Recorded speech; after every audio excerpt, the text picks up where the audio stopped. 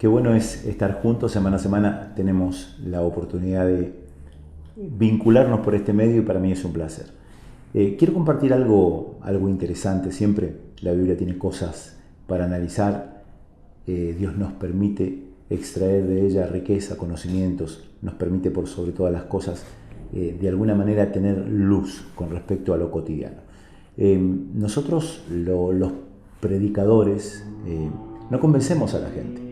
En realidad tenemos un enorme deseo de que la gente se acerque a Dios porque sabemos que sus vidas cambian, porque entendemos que es la única forma a veces de poder vencer aquellas cuestiones que la voluntad humana no tiene la fuerza o que la ciencia no tiene el poder de corregir. Entonces por eso siempre motivamos, llevamos una palabra, tratamos de compartirles lo bueno de acercarse a Dios, pero siempre cuando eso hacemos tenemos la precaución de ser empáticos, de ser respetuosos, de intentar con todo el corazón la prudencia al hablar, porque la idea es que la gente no se sienta atacada, porque no es nuestro deseo.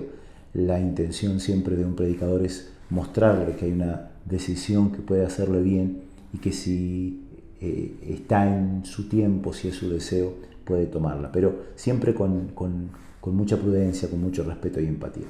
Entonces, en una oportunidad vi la predicación que hizo Juan el Bautista y entonces yo casi asombrado, digo, yo no predicaría así jamás, espantado podría decir fue la palabra, cuando uno ve cómo él se refiere, cómo él confronta a la gente, y quiero compartirlo porque me parece interesante y después, por supuesto, tratar de analizarlo juntos. Dice así la palabra que está en el libro de Mateos, en el capítulo 3, dice, en el verso 5, dice, y salía a Jerusalén y toda Judea, y salía él, perdón, Jerusalén y toda Judea y toda la provincia de alrededor del Jordán, y eran bautizados por él en el Jordán, confesando sus pecados.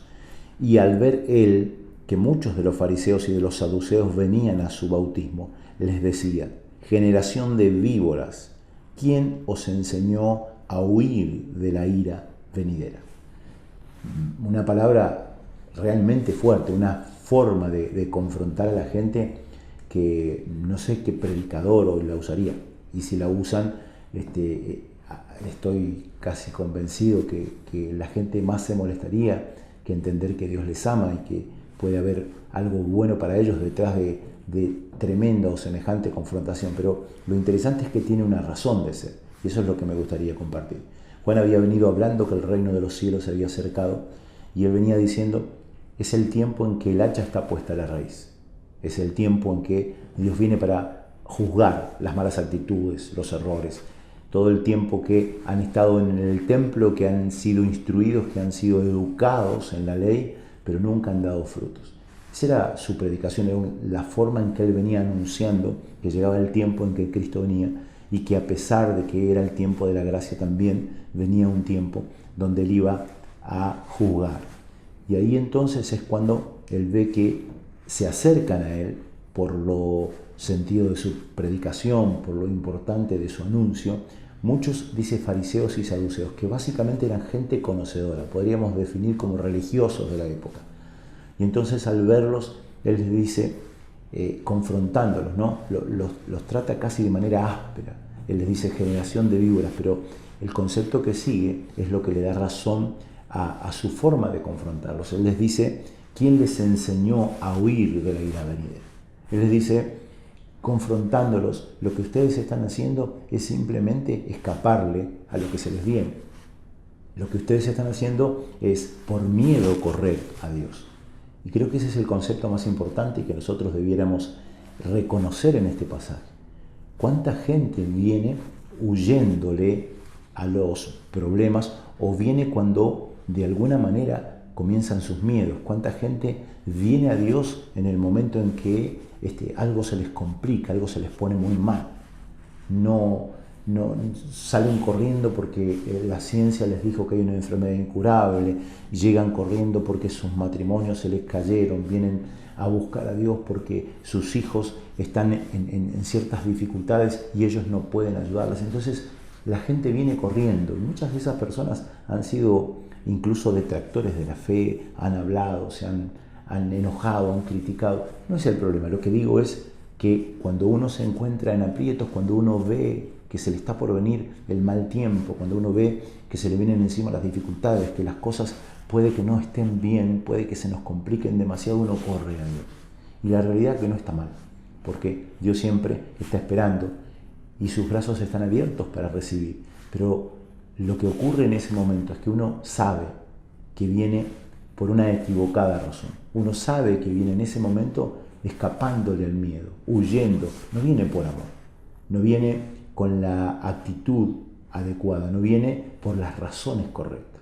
Uno debiera llegar a Dios antes de tener problemas, antes de estar en las dificultades, antes que la ciencia te diga que hay una enfermedad que no pueden curar, antes que veas que se te escaparon de la mano tus hijos, antes de que tu matrimonio se derrumbe. Antes debiéramos llegar.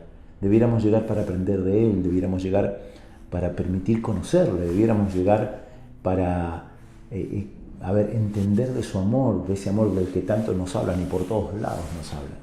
Debieran llegar antes para aprender a amarlo, cosa que cuando llegue el día, porque a todos, no hay nadie a quien no le llegue el día de la enfermedad, el día del problema, el día en que la esperanza llegó a su límite porque sabemos que la fuerza humana no puede exceder ese momento, esa circunstancia.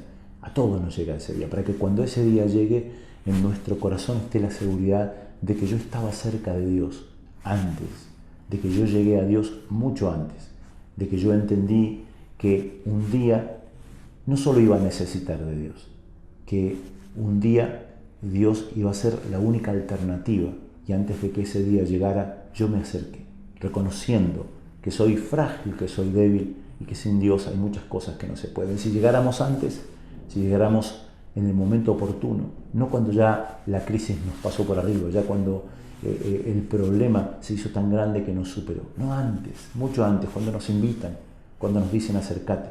Entonces aprenderíamos a relacionarnos con Él, aprenderíamos cuánto nos ama y aprenderíamos a amarlo. Y cuando llegue ese momento pasaría algo. En el corazón de los hombres ocurre que cuando llegan en esas crisis, en esas malas circunstancias, nos golpea la culpa. Nosotros decimos, no merezco, no soy digno, no sé qué hago acá pidiendo, si antes nunca vine, si siempre los critiqué, si siempre... Y aunque a Dios eso no le importa, nosotros somos quienes nos juzgamos y a veces nos condenamos con dureza.